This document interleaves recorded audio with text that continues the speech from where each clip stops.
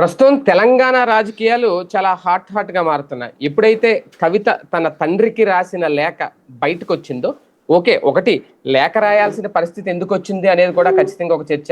అలాగే లేఖ బయటికి ఎలా వచ్చింది అనేది కూడా మరొక చర్చ. కాకపోతే ఇక్కడ మొదటి నుంచి కూడా టిఆర్ఎస్ అలియాస్ బీఆర్ఎస్ మీద కుటుంబ రాజకీయాలు, కుటుంబ పాలన అనే ఒక ముద్ర ఉంది. ఇప్పుడు అదే ఆ కుటుంబ పాలనే ఇప్పుడు ఒక కొత్త వివాదాలు తెచ్చిపెడుతుందా కేసీఆర్ గారి ముందుకి? లేదు, కేటీఆర్ కి కవితకి మధ్య ఉన్న విభేదాలు ఏమన్నా బయటపడబోతున్నాయా? ఇప్పుడు ఇక్కడ ఆంధ్రప్రదేశ్లో జగన్ గారికి అలాగే షర్మిలకి మధ్య ఎలాగైతే వివాదాలు బయటపడి ఆమె చివరంగా సొంతంగా పార్టీ పెట్టుకొని మళ్ళీ ఆ రాష్ట్రం వదిలేసి మళ్ళీ ఆంధ్రప్రదేశ్ వచ్చి ఇప్పుడు కాంగ్రెస్ పార్టీ పీసీసీ చీఫ్గా కొనసాగుతున్న పరిస్థితి. దీన్ని కంపేర్ చేయగలమా? కవిత గారి ఆవేదన ఏంటి? అసలు ఎవరు ఆ దెయ్యాలు? ఆమె చెప్పిన దెయ్యాలు ఎవరు? ఇక్కడ కూడా అంతే, మన విజయసాయి రెడ్డి గారు చెప్పిన మాటలు ఆయన చుట్టూ ఒక కోటరీ ఉంది అని. ఆ రాజకీయ పార్టీలో కోటరీలు అనే కామన్ అనుకోవాలా? అది సొంత పార్టీలో ఉన్న నేతలకే కాదు, చివరికి వాళ్ళ కూతుర్లకి కొడుకులకు కూడా నచ్చట్లేదని అనుకోవాలి. తెలంగాణ రాజకీయాల మీద ప్రధానంగా చర్చించే ప్రయత్నం చేద్దాం. సార్, అసలు కవిత గారి ఆవేదన కారణం ఏంటి? అసలు ముందు లేఖ ఎందుకు రాయాల్సి వచ్చింది అనుకోవాలి? కవితకి తను నాయకురాలు కావాలి, వారసత్వం అంటే ఇది ఎట్లా అయిందంటే, ఈ మధ్య కాలంలో ఇదివరకు మనకి ఆస్తిలో వాటా అన్నటువంటిది ఆడపిల్లలకి ఇవ్వడం అనేది ఎప్పుడో జరిగింది, ఎన్టీ రామారావు హయాంలోనే. కానీ ఆచరణలో ఎంతవరకు జరుగుతుంది? పెళ్లి చేసి కట్నం ఇచ్చి పంపిస్తున్నారు, లేకపోతే ఏదైనా బహుమతి ఇచ్చి పంపిస్తారు. కట్నమా బహుమత, ఇట్స్ ఎనఫ్. అంతేగాని తండ్రుల ఆస్తుల వాటాలు, తల్లిదండ్రుల ఆస్తుల వాటాలు కూతుళ్ళకి ఇచ్చేటటువంటి కాన్సెప్ట్ లేదు. కొంతమంది పుట్టింటితో తగవు పెట్టుకుని కోర్టులకు వెళ్ళి తీసుకునే ప్రయత్నాలు చేస్తున్నాయి కూడా ఉన్నాయి. అలా చేస్తున్నప్పుడు ఏం జరుగుతోంది? పుట్టింటి ఆస్తి అంటే ఆ పర్సన్ ఎవరైతే, ఫర్ ఎగ్జాంపుల్ ఇప్పుడు నేనే ఉన్నాను, మా తాత ముత్తాతల నుంచి ఆస్తి ఏదన్నా ఉంటే బిడ్డలకి ఆడ మగ ఇద్దరికి సమానం ఉంటుంది. వారసత్వ ఆస్తి అయితే అదే నేను సంపాదించిన ఆస్తి నేను ఎవరికి ఇవ్వాలో నా ఇష్టం. అంతే కదా? అవును. అది నా భార్యకి వాటా ఉండదు, అది నా తదనంతరం. అంతే. అవును. అంతే తప్పించి ఇది ఉండదు ఇక్కడ. ఎట్లాగా కూతురికి మస్ట్గా ఇవ్వాలి, కొడుక్కి మస్ట్గా ఇవ్వాలి. మొత్తం కూతురికి ఇచ్చేయచ్చు, మొత్తం కొడుక్కి ఇచ్చేయచ్చు. అది మీ ఇష్టం, అది మన ఇష్టంగా ఉంటుంది. ఇది చట్టం లెక్క ప్రకారం ఉంది. కాబట్టి ఎక్కువగా ఈ తాత ముత్తాతల ఆస్తుల విషయంలో వాళ్ళైతే గొడవలు పడాల. ఎందుకంటే అవి కొంచెం పెద్ద ఫ్యామిలీస్, వాళ్ళు ఆ సంప్రదాయాన్ని కంటిన్యూ చేస్తూ వచ్చారు కాబట్టి వాళ్ళతో ప్రాబ్లం రాల. ఇక మిగతా ఫ్యామిలీస్, ఈ ఐసోలేటెడ్ ఫ్యామిలీస్ లేదంటే ఇండివిజువల్ ఫ్యామిలీస్ వచ్చేటప్పటికి ఇట్లాగ ముందే లెక్కలేసి ఇచ్చారు కాబట్టి నడుస్తుంది. ఇంకా కొంతమంది అయితే తల్లిదండ్రులు ఇటు ఆడబిడ్డకి ఆస్తి రాస్తున్నారు, ఇల్లు ఒకటి కొని పెడితే మగపిల్లడికి ఒకటి, ఇట్లాగా జరుగుతున్నది కొంచెం సంపాదన ఉంటే కనుక. కాబట్టి ఇష్యూస్ రాలా. కానీ ఈ పొలిటికల్ ఫ్యామిలీస్ లోనే ఈ డిస్ప్యూట్ వస్తుంది. ఈ పొలిటికల్ ఫ్యామిలీస్ లో ఏమంటున్నారు వీళ్ళు, అదేదో సామెత ఒకటి ఉంది, మీ ఇంటికి వస్తే నాకేమిస్తావు, నా ఇంటికి వస్తా ఏం తెస్తావు. మీ ఇంటికి వస్తే నాకేమిస్తావు, నా ఇంటికి వస్తా నాకేం తెస్తావు. అంటే నా ఇంటికి వచ్చినప్పుడు నాకేం తెస్తావు, మీ ఇంటికి వస్తే కూడా నాకేం ఇవ్వాలి. ఇప్పుడు కవిత అయినా షర్మిల అయినా వాళ్ళ అత్తగారి ఆస్తులకి వాళ్ళే వారసులు అవుతారు కదా. అత్తగారి ఇంటి ఆస్తికి మళ్ళీ పుట్టింటి ఆస్తిలో కూడా వారసత్వం కోరుతున్నారు. ఈ ఆస్తి వారసత్వం ఇచ్చినా కూడా అన్న సంపాదించిన ఆస్తిలో కూడా వాటా కావాలంటున్నది అంటున్నాడు ఇక్కడ షర్మిల. ఇప్పుడు కవితదైనా అంతే కదా. ఇప్పుడు వాళ్ళ నాన్న ఆస్తే వాటా అనుకుందాం, ఈ అమ్మాయికి ఏదో ఇచ్చి ఉంటాడుగా పెళ్లికి. అదే సందర్భంలో అమ్మాయి వ్యాపారాలు ఏదో చేసుకుందిగా, దానికి కూడా పెట్టుబడి పెట్టుంటాడుగా వాళ్ళ నాన్న. మద్యం సంపాదించుకుందంటే పెట్టుబడి వాళ్ళ నాన్న ఇచ్చిందేగా. ఎనఫ్ ఈజ్ ఎనఫ్ కదా. నీకు పెట్టుబడి ఇచ్చేసాడు, నీకు కొంత వాటా ఇచ్చేసాడు, మిగతాది కేటీఆర్కి ఇచ్చాడు అనుకుందాం. కేటీఆర్ దాన్ని మల్టిపుల్ చేసుకుంటున్నాడు కదా, నువ్వు మల్టిపుల్ చేసుకున్నావు కదా. నీ మల్టిపుల్లో ఎంత వాటా కేటీఆర్కి ఇవ్వలేదు కదా, కానీ కేటీఆర్ మల్టిపుల్లో వాటా నువ్వు అడుగుతున్నావు.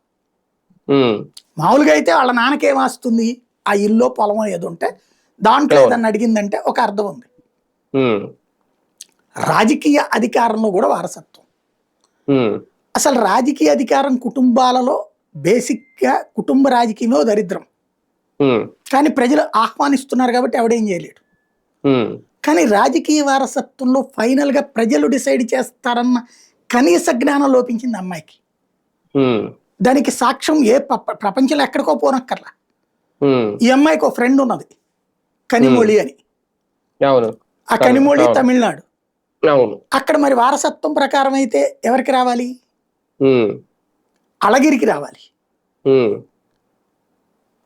లేకపోతే అక్కడ ఏమన్నా కనిమొళి గొడవ పడిందా నాకు ఇస్తావు వస్తావని. లేదు. ఉమ్, అక్కడ ప్రజల చేత ఆమోదం పొందినోడు స్టాలిన్. ఉమ్, కాబట్టి కరుణానిధి స్టాలిన్ని తన వారసుడిగా ప్రకటించాడు. అవును. కనిమొళికి ఇవ్వాల. ఉమ్, కనిమొళి ఇంతవరకు జాతీయ రాజకీయాలు కనిమొళి, రాష్ట్ర రాజకీయాలు స్టాలిన్ అన్నట్టు నడిపించాడు కరుణానిధి. ఉమ్, కానీ ఫైనల్గా అళగిరి ఏమో ఒక ఏరియా ఇచ్చాడు అళగిరికి. ఉమ్, అళగిరి ఏరియా ఫెయిల్ అవుతా వచ్చింది. సక్సెస్ అయ్యారు వీళ్ళిద్దరూ. నడిచిపోయింది ఇచ్చాడు. తర్వాత చివరిలోకి వచ్చేటప్పటికి తను చచ్చిపోతున్నాననే టైంకి వచ్చేటప్పటికి ఏమనిపించింది? పార్టీని నడిపేవాడు కావాలి భవిష్యత్తులో, ప్రాబ్లం లేదు. అవును. అది నాకు ఉమ్, స్టాలిన్ అయితేనే రైట్ అనుకున్నాడు, ఇచ్చేశాడు. ఉమ్, అదే సందర్భంలో ఇక్కడికి వచ్చేటప్పటికి రాజశేఖర రెడ్డి ఆకస్మికవాడిని. వాళ్ళమ్మ ఎవరిని అవును. తీసుకొచ్చింది? ఉమ్, జగన్నే పట్టుకొచ్చింది. అవును. జగన్ రైట్ అని పట్టుకొచ్చింది. ఎందుకని జనం కూడా జగన్ ఆదరించారు. ఉమ్, లేదు నాకు అంటే ఆదరణ ఇస్తారనుకుంది షర్మిల. ఉమ్, పక్కన పెట్టారు జనం సింపుల్గా. ఉమ్, ఉమ్, చివరికి ఆమెను రెచ్చగొట్టి నీకేంటి అసలు నీ వల్ల మీ అన్న గెలిచాడని రెచ్చగొట్టిన అదే రాధాకృష్ణ గారు నేను ఎడిటోరియల్ కాలంలో ఏం రాశారు? విఫల ప్రయోగం అని రాశాడు. ఉమ్, అంటే ఆవిడని విఫల ప్రయోగం అని ఆయనే రాసేసాడు. అంతే. ఆయనే ఆ ప్రయోగం చేయించింది కాంగ్రెస్. ఉమ్, ఉమ్, చివరికి అంతా పోయాక కాడి వదిలేశాడు. ఉమ్, ఇప్పుడు కవితను కూడా అలాగే రెచ్చగొడుతున్నాడు ఆయనే. అవునా? ఈవిడ వేరు ఉమ్, ఆవిడ వేరని ఆ ఎడిటోరియల్ కాలం చూడండి. అదే అదే అవును. ఉమ్, ఏంటి అంటే దీని వెనకాల కవితకు ఉన్న ఏకైక నాకు అనిపిస్తున్నటువంటి కాన్సెప్ట్ ఏంటంటే ఆస్తిలో వాటా, అట్లాగే రాజకీయంలో వాటా. ఉమ్, వేడి మీద ఉన్నే కొట్టాలి. ఇప్పుడు ఉమ్, ఉమ్, అధికారంలో ఉన్నప్పుడు ఇట్లాంటి పదానికి వర్కౌట్ కాల. ఉమ్, ఇప్పుడు అధికారంలో లేదు. ఉమ్, ఈ టైంలో అధికారంలోకి రావాలి అన్నప్పుడు మనం దెబ్బ కొడితేనే కరెక్టు. ఉమ్, అది ఆవిడ యాంగిల్. ఉమ్, అప్పుడు అన్న దిగి వస్తాడు, ఉమ్, నాన్న దారికి వస్తాడు ఉమ్. అని ఓ రకంగా బ్లాక్మెయిల్ చేస్తుంది. అంటే ఆల్రెడీ వర్కింగ్ ప్రెసిడెంట్ కి కేటీఆర్ ని ఎప్పుడో ప్రకటించారు కదా సార్. ఇప్పుడు వారసత్వం అప్పుడే అనౌన్స్ చేసేసినట్టు ఓ రకంగా. చేసేసారు కదా. అంటే ఇప్పుడు కవిత కోరుకునేది ఏంటి? అధికారంలో వారసత్వం అంటే ఏదైనా కీలక పదవి కోరుకుంటున్నారా? అప్పుడు ఏదో షర్మిల గారికి అలాగే ఎంపీ సీట్ ఇవ్వలేదని ఇదంతా జరిగిందని ఏదో అన్నారు. ఓకే, అది ఎంతవరకు కరెక్ట్? ఈవిడికి ఎమ్మెల్సీ ఉందిగా. ఇక్కడ ఎమ్మెల్సీ ఉంది కదా, అదే నేను అంటున్నా, ఉంది కదా. ఇంకా అంతకు మించి ఈవిడ అధికార వారసత్వం ఏం కోరుకుంటా? అలాగని సీఎం పోస్ట్ అయితే ఏమి ఇచ్చేయలేరు కదా, షేరింగ్ 2 ఏళ్ళు 3 ఏళ్ళు. అట్లా ఇవ్వాలని కోరుకుంటోంది భవిష్యత్తులో. దాంతోపాటు ఇప్పుడు ఆ మండలి సభాపక్ష నాయక పదవి ఆవిడ ఎక్స్పెక్ట్ చేస్తోంది. మండలిలో సభ్యురాలు కదా. అవును. మండలి సభాధ్యక్ష పదవి అంటే మండలిలో ఫ్లోర్ లీడర్ పదవి ఇవ్వట్లేదు. కేటీఆర్ ఆపుతున్నాడు అనేది ఆవిడ ఉద్దేశం. అన్న అసెంబ్లీ చూసుకుంటున్నప్పుడు నాకు మండలి వదిలేయచ్చు కదా అనేటటువంటిది. ఇది ఎట్లా ఉంటదంటే మీరు పక్కన తిరిగే వాళ్ళు ఉంటారు. నేను నాయకులు చాలా మంది అబ్జర్వ్ చేశా. అసలు ఫీలింగ్ లేకపోయినా వీళ్ళు రెచ్చగొడతారు. రాజకీయాల్లో చిచ్చురేగే ప్రతి కుటుంబంలో వెనకాల మన పక్కన ఉండే వాళ్ళే దరిద్రం. ఫస్ట్ లో అట్లా వాగుతున్నప్పుడే కంట్రోల్ చేయాలి. చెయ్యరు వీళ్ళు. ఏందక్క అసలు నువ్వు లేకపోతే ఏడక్క అంటాడు పక్కనోడు. వాడి స్వార్థం ఏదో ఉంటది, ఎక్కతో పని పదవో ఏదో. వాడేదో కోరిన పదవి రాలేదు, కేటీఆర్ ఆపుతాడు. కేటీఆర్కి ఏం లెక్క ఉంటది, అతని సీన్ ఎంత అనేటటువంటి. కవిత వెనకాల తిరుగుతున్నాడని ఇండివిజువల్ గా ఫీలింగ్ కూడా ఉండొచ్చు. ఇతనేంటిక తనకి రానప్పుడు ఏం చేయాలా? ఏందక్క నిన్ను నమ్ముకుంటే ఎట్టయితే అన్న అయిందన్న అన్న ఎట్టయింది చేస్తున్నాడు. ఏందక్క అంటే నిన్ను దొక్కేద్దాం అనుకుంటున్నాడు. నిన్ను నమ్మితే మమ్మల్ని అందరినీ దొక్కేద్దాం అనుకుంటున్నాడు. నువ్వు నాన్న దగ్గరికి వెళ్ళి అడగద్దా అంటే నానేమో ఇవన్నీ పట్టించుకోవట్లా. కాబట్టి ఓపెన్ అయిపోయింది. లేక లీక్ అనేది నా దృష్టిలో అయితే కవిత ప్లానింగే. ఎందుకంటే ఆవిడ అమెరికా వెళ్ళాక బయటకు వచ్చింది.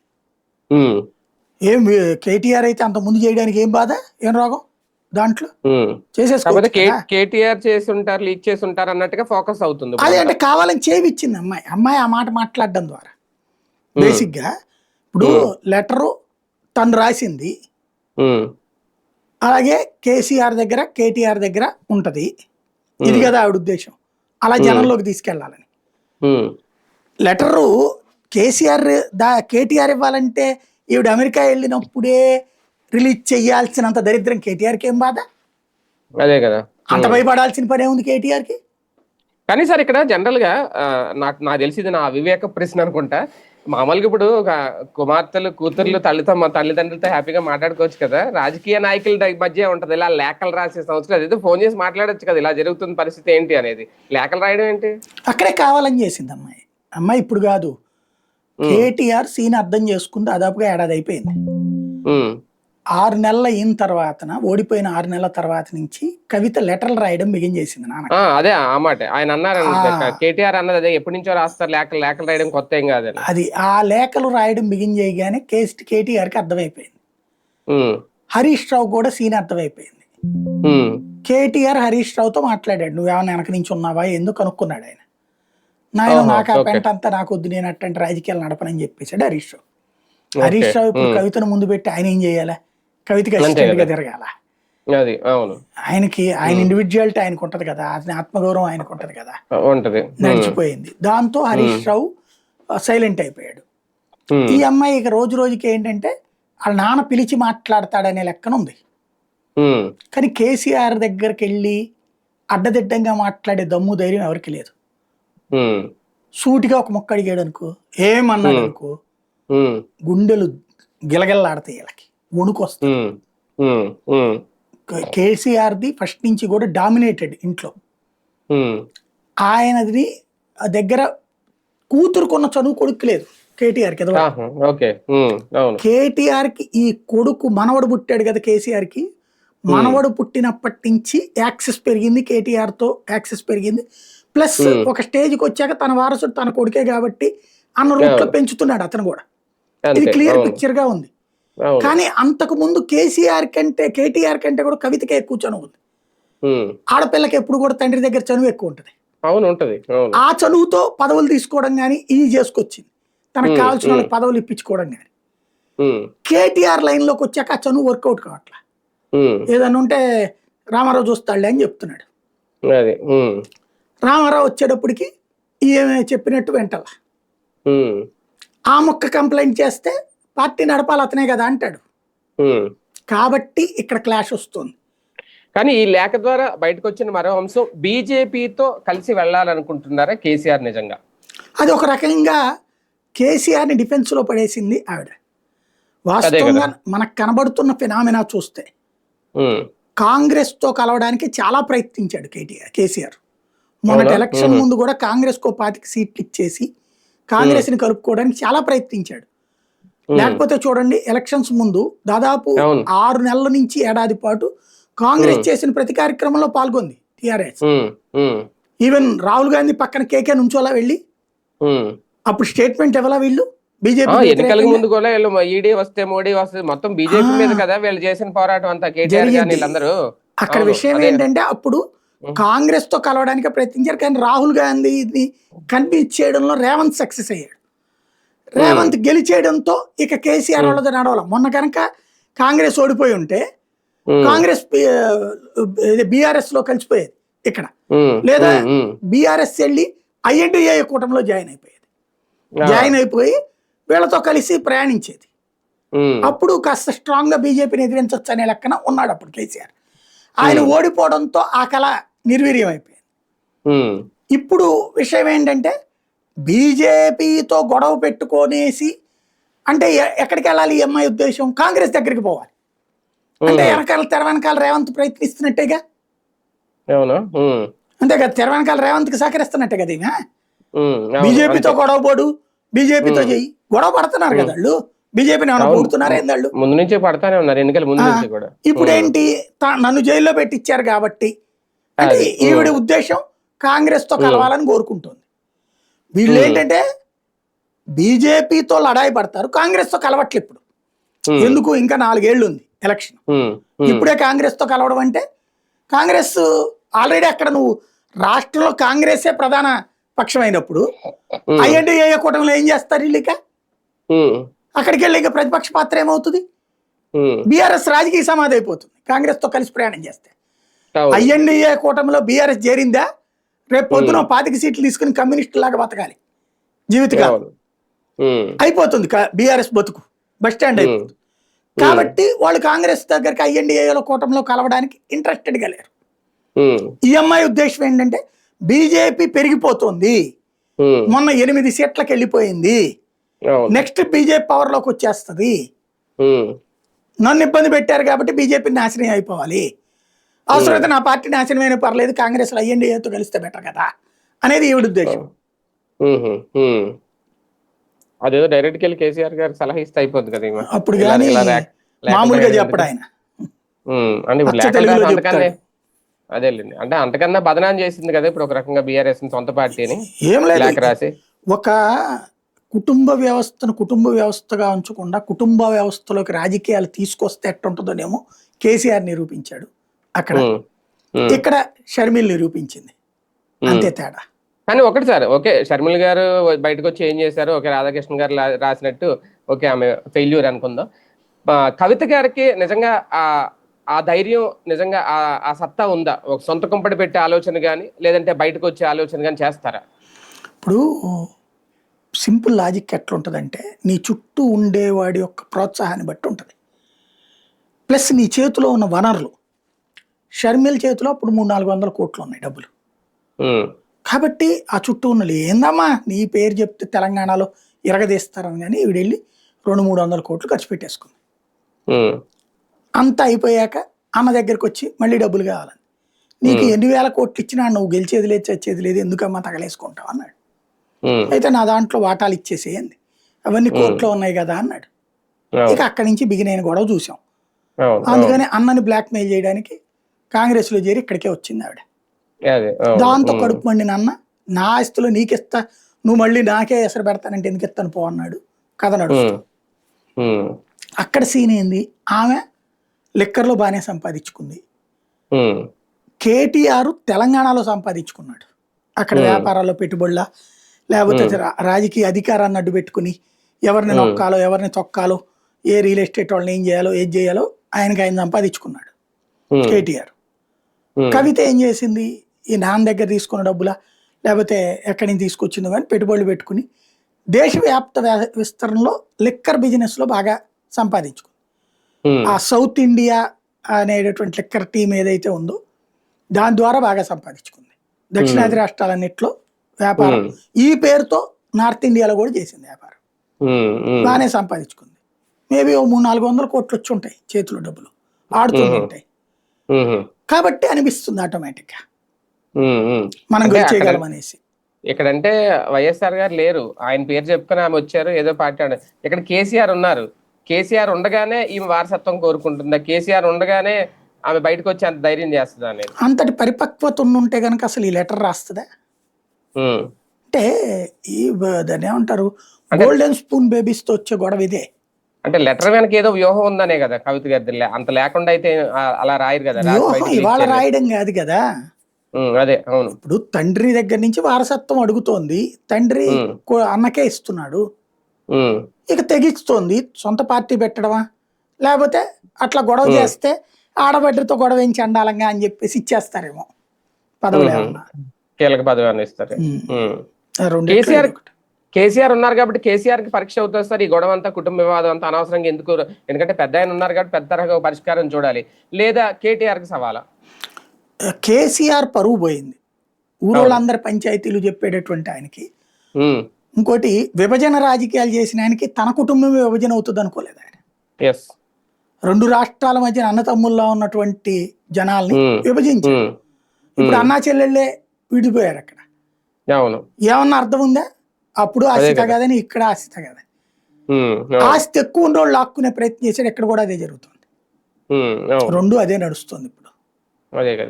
కేసీఆర్ తలుచుకుని సెట్ చేయొచ్చు, ఆలోచించుకోవాలి, ఇంకా ఆయన చేతిలోనే ఉంది అంతే ఏం చేయాలన్న. రైట్. చూద్దాం. మొత్తానికి కవిత ఒక పోరాటం మొదలు పెట్టారు. అది కూడా వారసత్వం కోసం, అది కూడా ఆస్తి కోసమా, లేదంటే అధికారం కోసం అంటే ఖచ్చితంగా అధికారం కోసమే. ఈ పోరాటం ఎంతవరకు వెళ్తుంది, ఎవరికి పరీక్ష ఇది? కేటీఆర్ ఎలా ఎదుర్కొంటారు దీన్ని, లేదంటే ఆయన పెద్ద ఆయన ఉన్నారు కాబట్టి కేసీఆర్ చాలా సింపుల్ గా దీన్ని పరిష్కరిస్తారా ఆంధ్రప్రదేశ్ లో లాగా జటిలం కాకుండా? చూద్దాం ఏం జరుగుతుందో.